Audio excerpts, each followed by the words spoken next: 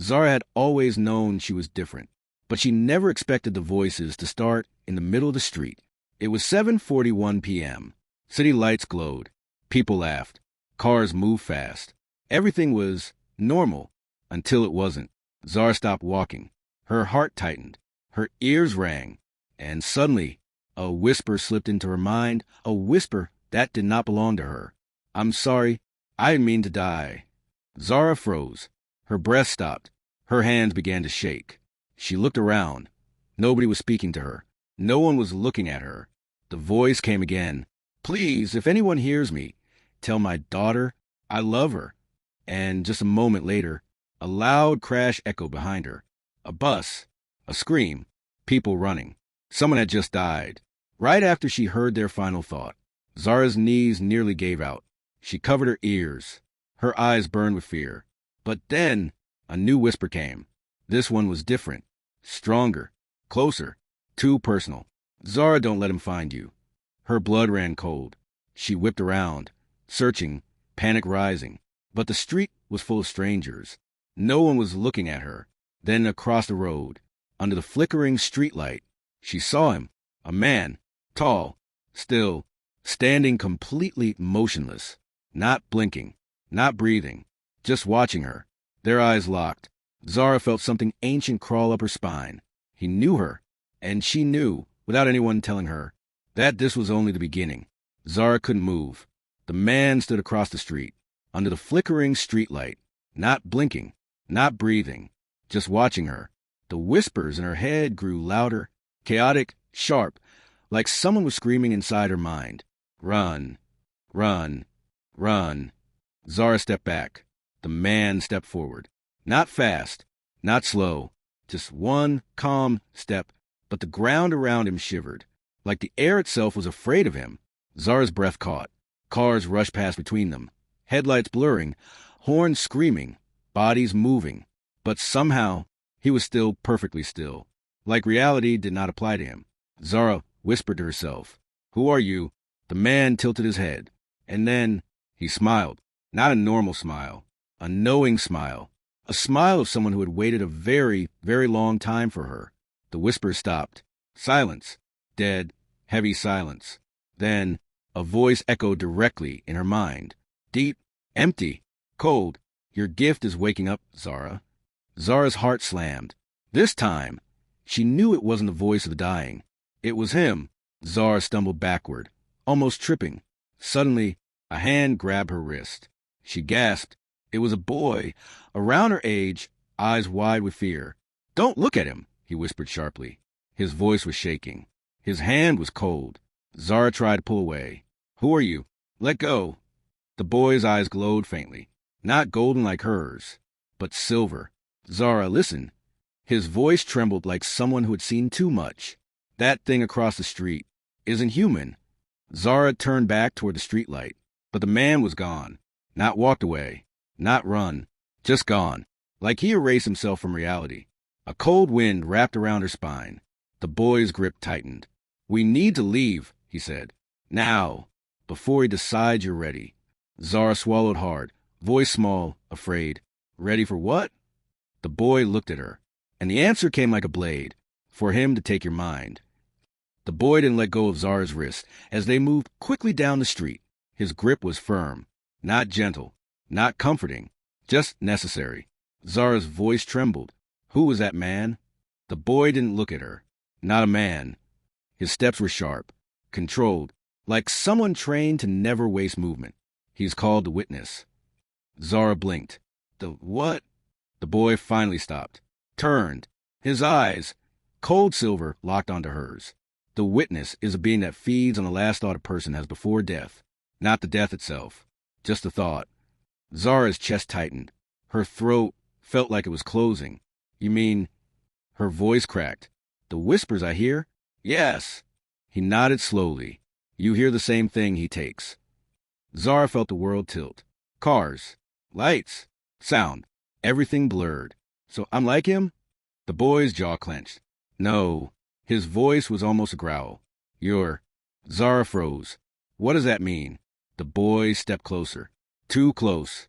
Zara could feel his breath on her skin. It means he's been looking for you since the day you were born. The street around them went quiet. Zara's heartbeat sounded like drums. Why me? She whispered. The boy's expression shifted. Just a flicker. Pain, regret, something heavy. Because, he said softly, you're not supposed to hear death. He leaned in, and he wanted to finish what your mother started. Zara's stomach dropped. My mother? The boy looked at her, finally, with something human in his eyes. You don't remember, do you? Zara swallowed hard. No, remember what? The boy inhaled slowly. Then he spoke the words that made Zara's blood go cold. Your mother was the first person a witness ever failed to kill. Zara's knees almost buckled. She grabbed a wall to steady herself. The boy took a step back, guarded, cold again. He doesn't just feed on dying thoughts, Zara. He steals memories. Everything a person ever loved. Erased. Zara's voice shook. So my mother... The boy nodded. She doesn't remember you. She doesn't remember anyone. Silence. Heavy. Sharp. Cool. Zara's vision blurred with tears. The boy looked away, jaw tight, like he hated delivering the truth. Then, a whisper. Not from the dying. Not from him. From the witness. Deep. Close. Inside her ear. Zara, I found you. Zara's eyes widened. She spun around, and there he stood, right behind her, closer than breath. Zara turned, and there he was, the witness, standing so close she could feel the cold of him. No breath, no weight, no sound, just a presence that felt like the air itself was holding its breath. He didn't move. He didn't speak. He just smiled, not with warmth, not with emotion. It was a kind of smile that said, I already know how this ends. Zara's pulse hammered against her ribs. Her fingers trembled. Her throat wouldn't open to scream. The boy stepped in front of her, blocking the witness with his body. His voice was low, steady, too steady, like someone who had accepted death before. Don't touch her. The witness didn't react. Not a twitch, not a flicker, just that same soft, patient smile. Zara whispered, barely breathing, why is he smiling like that? The boy didn't look back. Because he doesn't chase. His jaw tightened. He waits, and watches, and takes. Zara felt a chill crawl up her spine. The witness slowly, impossibly, tilted his head, like he was studying her face, like he was memorizing her fear. Then, a whisper, not out loud, inside her mind, deep and echoing. Your thoughts will be beautiful. Zara gasped. Her knees buckled. The boy grabbed her shoulder. Don't listen to him. Look at me. Look at me. His voice shook, but his eyes stayed sharp, silver, unblinking. Zara forced her gaze away from the witness. Her breathing was ragged, short, panicked. What does he want from me? She whispered. The boy swallowed hard. Your last thought. Zara's blood turned to ice. But I'm not dying. The boy finally looked at her. His expression was the kind of sadness you don't learn unless you've lost everything. Eventually, everyone does. Zara's heart stopped. She looked back toward where the witness stood, but the space was empty. He was gone. No footsteps. No movement. No sound. Just a single black feather drifting to the ground. Zara stared. He was right here. The boy's voice was grim. He's never far. Zara picked up the feather. It was cold. Too cold. Suddenly her eyes stung. Her chest tightened. Her breath shook. I don't want this, she whispered. I didn't ask for this. I didn't want any of it. The boy looked at her then, really looked. Soft but tired. I know. Zara's voice broke. Then why me? The boy exhaled. Slow. Heavy. Because you're the only one who can kill him. Zara's heart stopped. Her hand clenched around the feather. The world went silent. Zara didn't speak. She couldn't. Her throat felt tight. Her chest ached. Her mind was full of noise, but her voice was gone. The boy watched her carefully. Not pushing. Not comforting. Just waiting. Zara slowly lowered herself onto the cold sidewalk. Cars passed. People walked. Life continued. Like nothing had changed. But everything had. Her fingers shook around the black feather still clenched in her hand. She whispered, barely audible, He wants my last thought. The boy nodded once. Zara stared at the ground. Her breath trembled. Then why did he wait? Why didn't he just take it? The boy lowered himself to sit beside her. Not close. just near enough to be real. His voice was calm, steady, controlled, because you're not like the others. Zara blinked, slow and heavy. What am I? The boy hesitated. Just a moment, as if the truth itself weighed something. You're from a bloodline called the Remnants. Zara looked up. The what? The boy's silver eyes were sad, but firm. The Remnants are people born with the ability to remember death. Not just hear it. Remember it. Zara's breath caught. He continued. When most people die, their final thought disappears, fades, ends. He looked at her. But you can hold it. Zara felt something cold move through her chest. Why would anyone want that? The boy's jaw clenched. Because final thoughts are the truest part of a person, the purest memory, the last secret. He sighed, and the witness feeds on that purity. Zara stared ahead, silent, still. Her voice came out small, so small. And my mother? The boy closed his eyes for a moment. When the witness tried to take her, she fought him. She didn't win, but she didn't lose either. Zara's heartbeat stuttered. What did she lose? The boy turned to her. His voice was barely above a whisper. She lost her memories of you. Zara didn't cry. She didn't scream. She just stopped breathing for a second. The world was too quiet. The boy's voice softened for the first time. She didn't forget the world. Just you. He paused, as a way to protect you. Silence. Cold. Deep. Zara's eyes filled, but the tears didn't fall. She whispered, She forgot me to save me? The boy nodded. Zara swallowed, the pain sharp and deep. So the witness wants to finish what he started. The boy looked at her, serious, unwavering. No. His voice was steady, strong, final. The witness wants to erase you the way your mother erased herself. Zara's breath broke, and finally, a single tear fell. Quiet, slow, heavy. She didn't sob.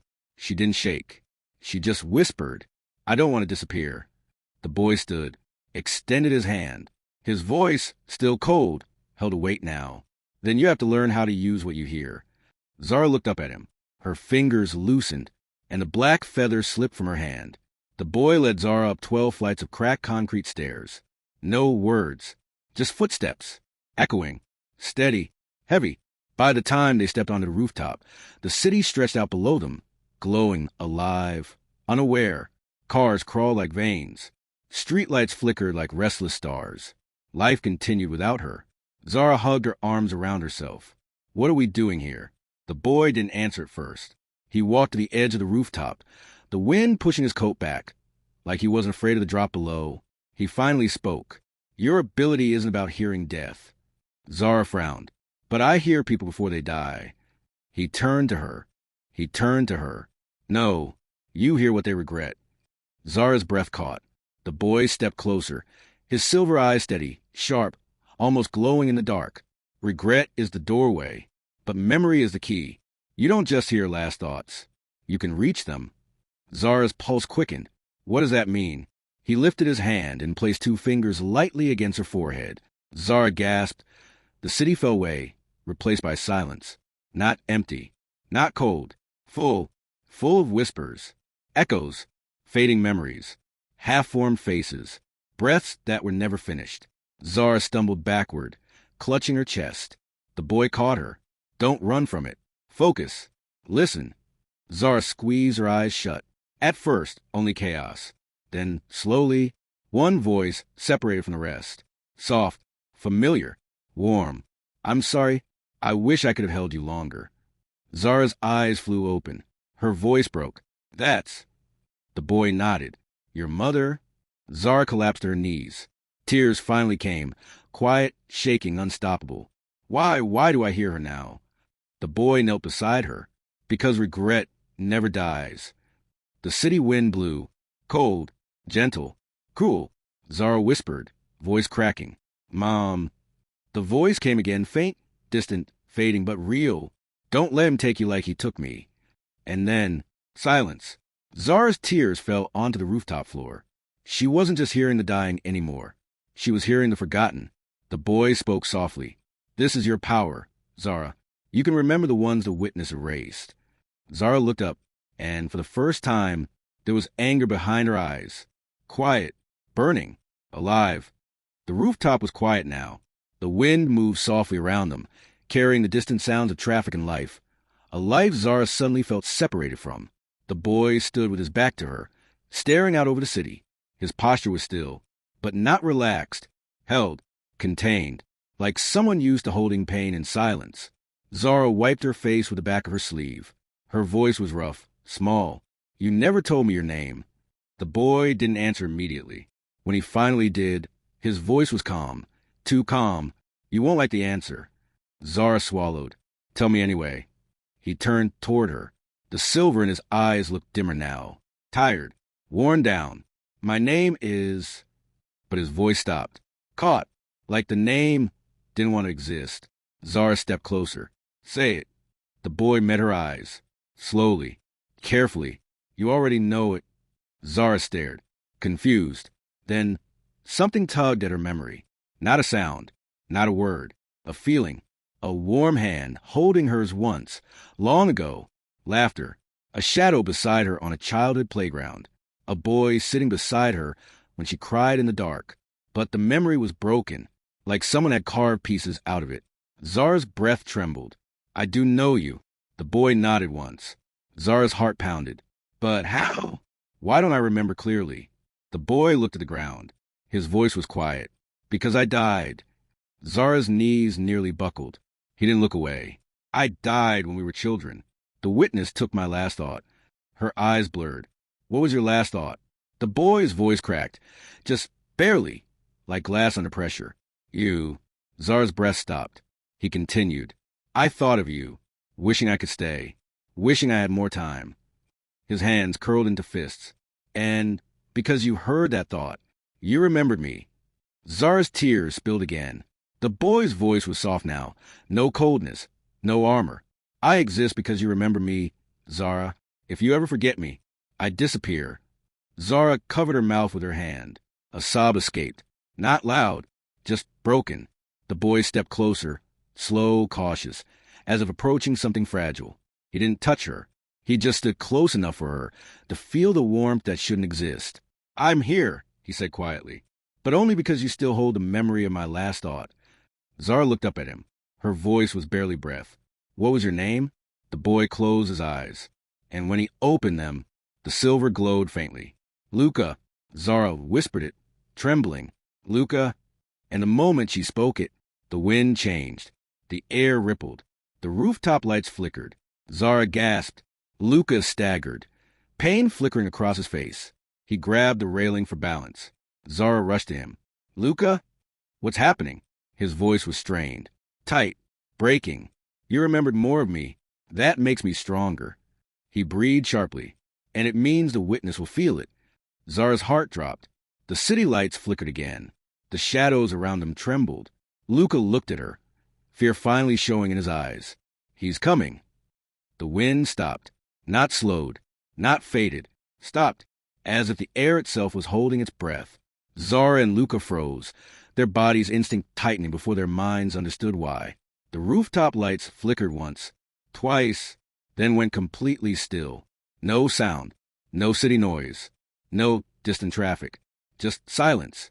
Zara didn't turn around, but she knew he was there, the witness, standing behind them, not stepping onto the rooftop, not appearing with light or shadow, just suddenly existing as if he had always been there.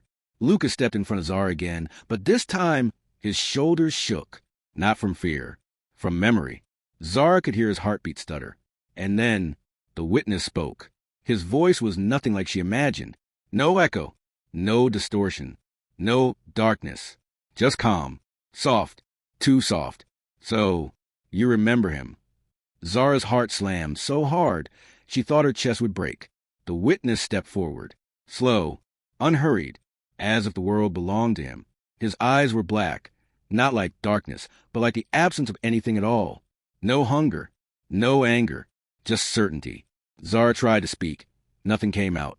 Luca exhaled sharply, grounding himself. "Stay behind me," he said, voice low. The witness smiled. Not wide, not cruel, just tired. "Luca, you were not meant to remain. You know that." Luca's jaw clenched. "Then you shouldn't have let her hear me." The witness studied him, genuinely curious. "I didn't let her. She refused to forget you. Zara felt her breath tremble. His gaze shifted to her. Direct, heavy, not invasive, just knowing.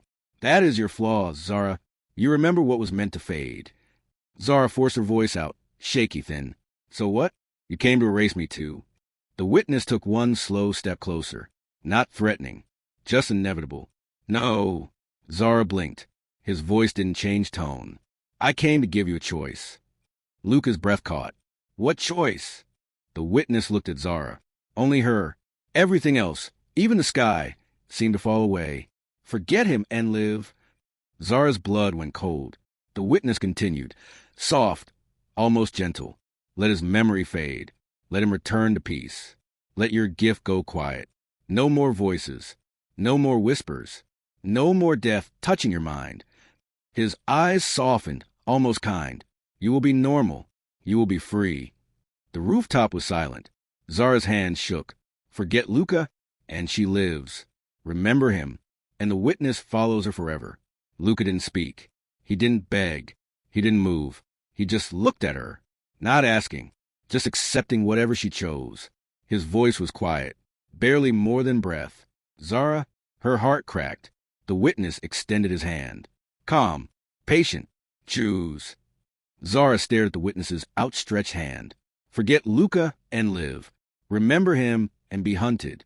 It should have been a simple choice. But nothing in her chest felt simple.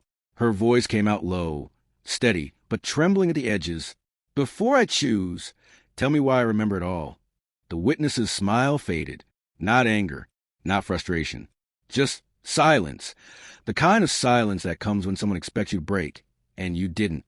Luca went still beside her. The witness studied her, carefully, deliberately. Your mother should have forgotten you completely. Zara's breath caught. The rooftop lights flickered softly. When I took her final thought, you were supposed to disappear with it, but you didn't. Zara swallowed hard. Why? The witness stepped closer. Slow. No threat, just truth. Because you were not born. You were held. Zara froze. Luca's eyes widened, fear flickering through them. Zara's voice was thin. Held. The witness nodded. Your mother did not carry you in memory, like others carry their children. She carried you in regret, in longing, in a wish. The wind moved again, soft and cold. The witness continued.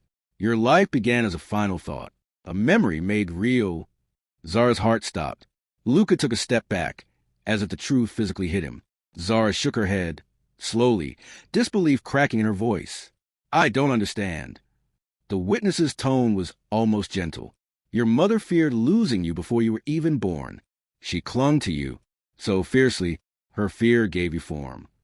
Zara's chest ached, sharp and deep. Lucas stared at her, breathing unevenly. Zara whispered, I was born from her fear of losing me. The witness nodded once. You are the only life created from a last thought instead of first breath. Zara's vision blurred, not with tears, but with understanding. This is why she heard final thoughts. This is why she remembered what others lost. She was born from memory, not blood, not time, memory. The witness lowered his hand, not in threat, but in inevitability. You are the one thing I cannot erase. But I can silence you if you choose it. Zara's knees weakened, because now she understood. For her to forget Luca, she would have to forget how she came to exist. She would have to forget her mother's love, her mother's fear, her mother's fight to protect her. She would have to erase herself. The witness spoke softly, like a lullaby. Let go. Let the pain fade. Be ordinary. Be safe. Zara looked at Luca. He didn't speak. His eyes said everything. If she chooses to forget, he will vanish. Not dramatically. Not loudly. Just quietly. Like he was never here. Zara's voice broke, a whisper. If I forget him, I lose myself too. The witness closed his eyes. Yes. A long, shaking silence. Then Zara stepped back from him. Just one step. Small, but final. Her voice was soft, but unshakable. Then my answer is no. The witness opened his eyes. The smile returned. But this time, it held something new. Interest. Good. The rooftop lights flickered, sharp, white, violent. The witness vanished. The city returned. Sound rushed back in. The wind moved again. Zara collapsed forward. Luca caught her, arms around her, holding her tightly as she shook. Not crying, not breaking, just breathing, alive, remembered, and chosen. Morning came, but the city felt different. Too bright, too loud, like the world had moved on from a truth Zara was still carrying. Luca walked beside her, silent, not touching, not leading. Just there. Zara's steps were weak, but her resolve was not. She stood in front of a small apartment door. Paint chipped, plants in cracked pots. Soft sunlight on faded curtains. A place she had visited before. Not recently. Not since the day her mother looked at her and didn't know her at all. Zara's hand trembled as she knocked. Once. Twice. The door opened. A woman stood there. Her hair is loosely tied. Her face is gentle. Her eyes warm, but not with recognition. She smiled politely. "Hello, can I help you?" Zara's heart twisted. She swallowed. "Hi, I just wanted to see you." The woman tilted her head, still smiling. "Oh, darling, did we meet at church? Or the clinic? I'm sorry, I'm terrible at remembering faces." Zara forced a small smile. "It's okay. I just wanted to come anyway." The woman stepped aside. "Come in. I was making tea." Zara walked inside. Luca remained by the door, unseen, unheard, unremembered by the world. The apartment smelled of jasmine and warm bread. It felt safe. It felt like childhood, but empty. Her mother moved with soft grace, humming a tune Zara knew in her bones. Zara sat at the small dining table. Her mother placed a cup in front of her. Steam curled up like a whisper. "So, sweetheart, what brings you today?" Zara stared at her hands. She could have lied. She could have pretended. She could have sat in silence forever. But she didn't come here to pretend. She came to remember. Her voice was soft. "Do you ever feel like you lost something important?" Her mother froze, just for a second, then that gentle smile wavered. "Yes." Her voice was quiet. "Every day." Zara's breath caught. Her mother sat down. Her hands trembled around her teacup. "It's strange," she whispered. "Some days I wake up and I feel like I'm missing someone. Someone I should love. Someone I should be holding. Someone who needed me." A tear slid down her cheek. "But I don't know who they are." Zara's vision blurred. Her chest tightened painfully. She whispered, "It was me." Her mother looked up, not with recognition, but with pain, deep, nameless. "I ache without memory." And then the lights flickered. The air grew cold. The window curtain lifted though there was no wind. Luca's head snapped up. He felt it too. The witness was near. Zara's mother shivered, fear without understanding tightening her posture. "What was that?" she whispered. Luca stepped into the room. "Zara, he's here." Zara stood, slowly, her tea untouched, her mother's hand shaking. The room darkened. Not shadow, not night, memory. The witness didn't appear outside. He appeared inside. Inside Zara's mother's mind.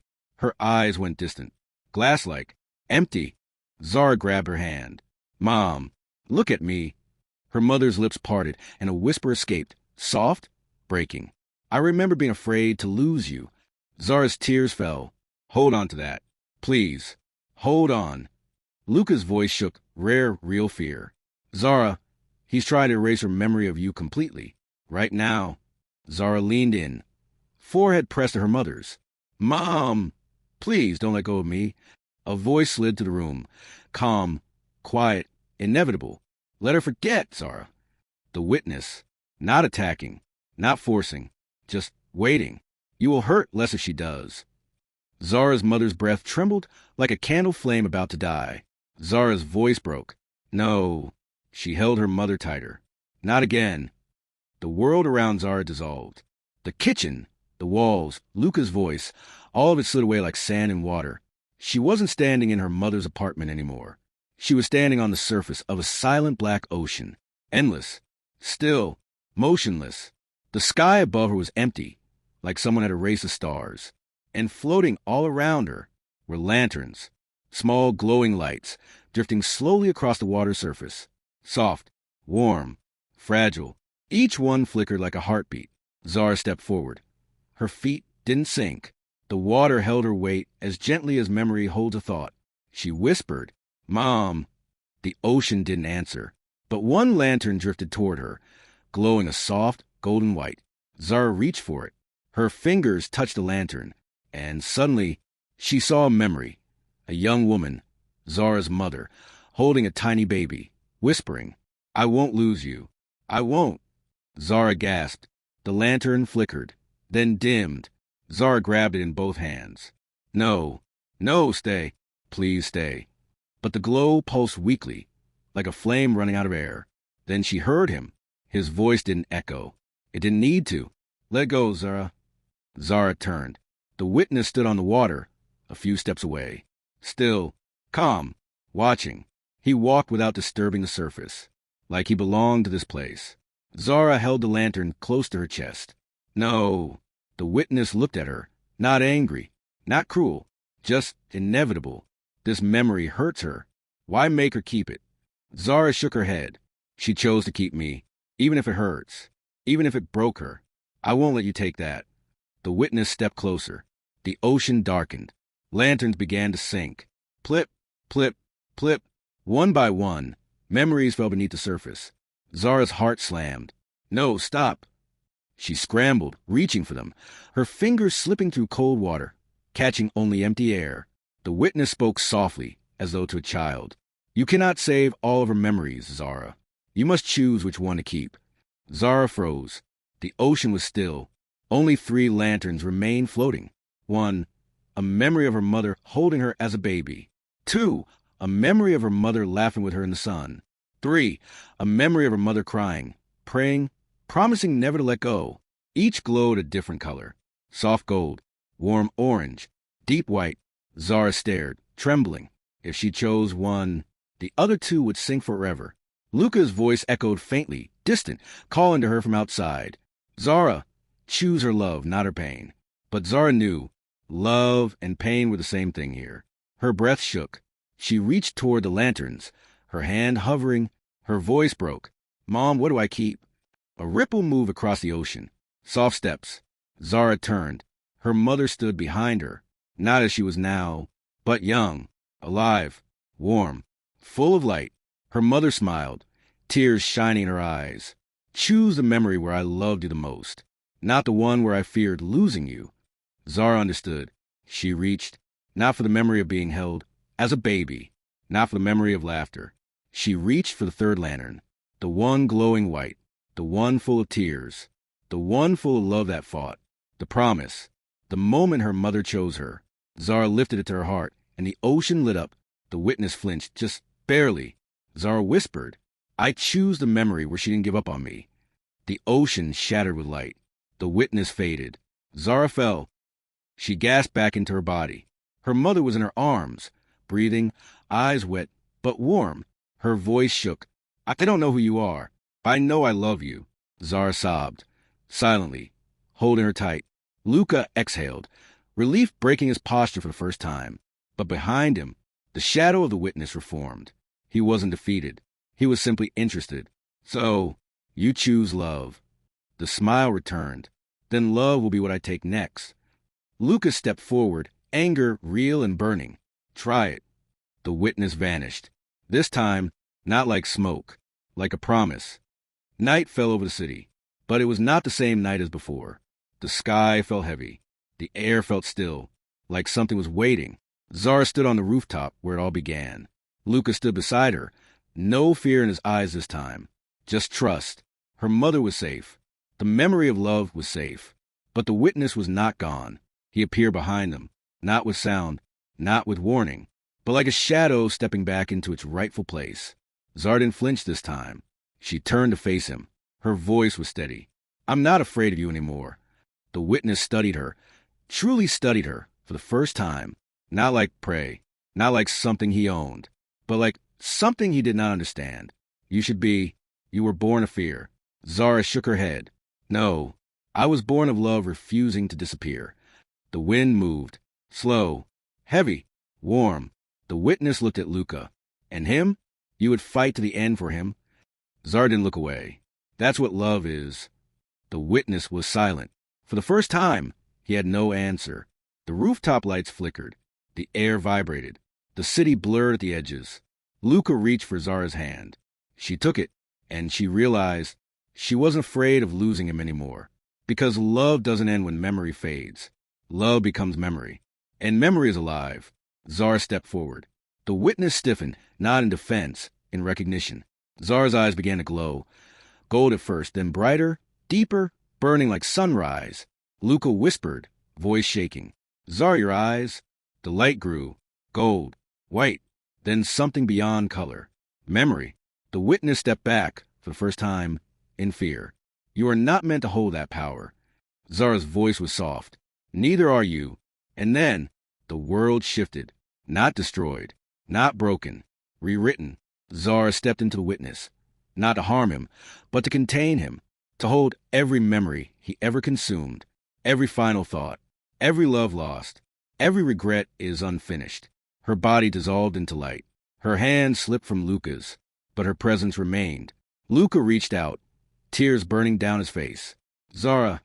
Her voice echoed to the air, warm, gentle, everywhere. I'm not gone. I'm just what I remember now. The witness's form shattered into white dust. Zara's light expanded, filling the rooftop, filling the city, filling the world.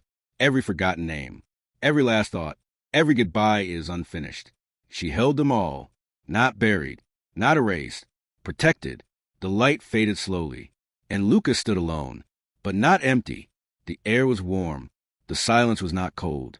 He whispered, Zara. And the wind answered, soft, steady, loving. I remember. Thank you for watching. African Stories by Chizzy. Please like, comment, and subscribe for more.